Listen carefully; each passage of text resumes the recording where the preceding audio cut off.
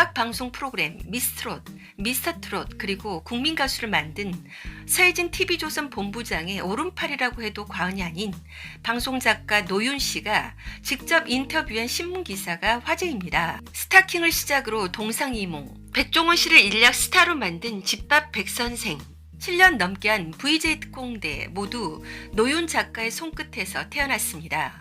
또한 그녀는 무명 가수들을 스타로 키워내는 오디션 프로에 탁월한 재능을 발휘했습니다. 히든싱어, 팬텀싱어, 미스트롯, 미스터트롯, 내일은 국민가수 등을 히트시킨 것이죠.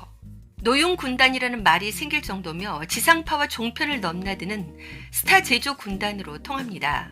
서혜진 PD 버금가는 독종으로 유명하다고 하는데 나는 남자보다 적금 통장이 좋다는 베스트셀러 저자이기도 합니다. 서혜진 PD와는 스타킹 때부터 명콤비로 함께했다고 하는데 지금은 본부장이 되었죠.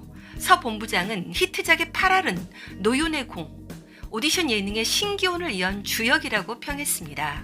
임영웅 씨, 송가인 씨, 박창근 씨 등 이름 없고 빛도 없던 강호의 은자들을 별 중에 별로 쏘아 올렸는데요. 스타 제조기 노윤 작가가 가까이서 본 가수들의 진면목에 대해서 전해드립니다.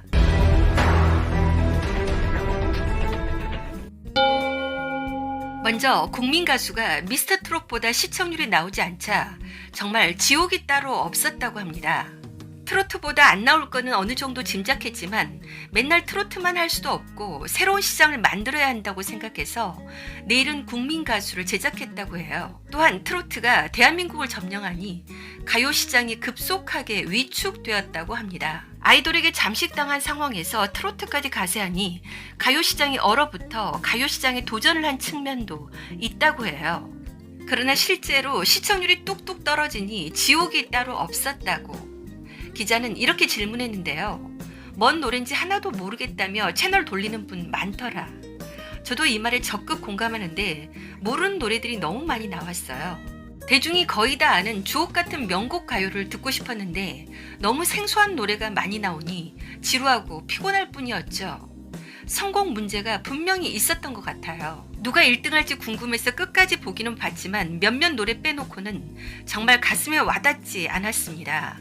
기자는 국민가수의 국민투표 비율이 60%나 되는데 이게 논란이 됐다. 왜 그랬냐고 질문하자 노윤 작가는 이렇게 대답했습니다. 우리가 룰을 정할 땐 딱 하나, 국민이 뽑게 하자였다.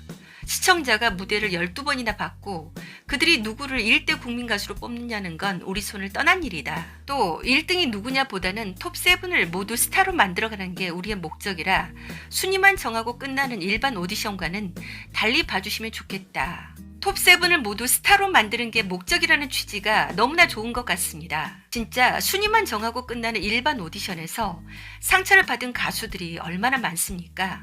마지막 방송에서는 말도 안 되는 일이 있었죠. 국민투표 집계가 안 됐던 미스터트롯처럼 국민가수도 마지막 회에서 방송사고가 있었는데 이병찬 이름이 계속 10위에 뜨면서 탈락 위기에 놓였던 상황에 대해서 작가는 이렇게 얘기했습니다.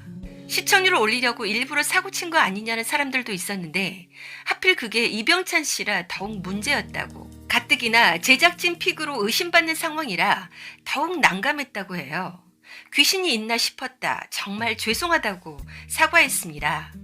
노윤 작가는 오디션 현장에서 만난 가수들에 대해 이런 말도 했는데요.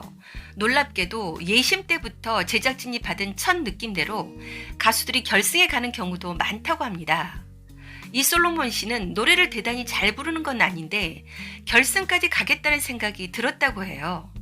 뭐라 설명할 수 없는 이상한 매력이 있는데 오디션에선 그런 것도 중요하다고 말했습니다. 솔직하게 얘기한 것 같아요. 정말 이솔로몬 씨에게는 이상하게 사람을 끄는 매력이 있었어요. 당시 7살이었던 유치원생 김유하양, 그 순수한 어린아이가 그를 너무나 좋아하는 것만 봐도 어느 정도 짐작 가능한 듯.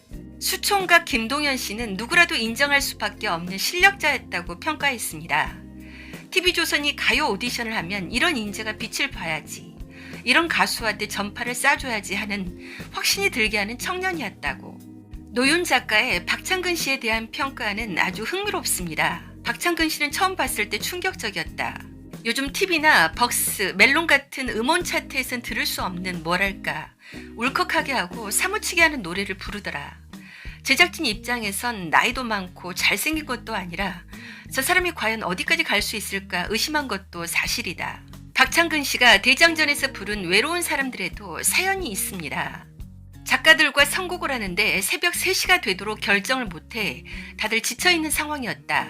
그때 창근 씨가 기타를 뜯으면서 어쩌면 우리는 외로운 사람들을 하고 푸념하던 노래를 부르는데 그도 울고 작가들도 울었다. 지쳐있는 모두에게 큰 위로가 돼준 노래였다. 이 말에서도 선곡의 작가들이 많이 관여하는 게 드러납니다.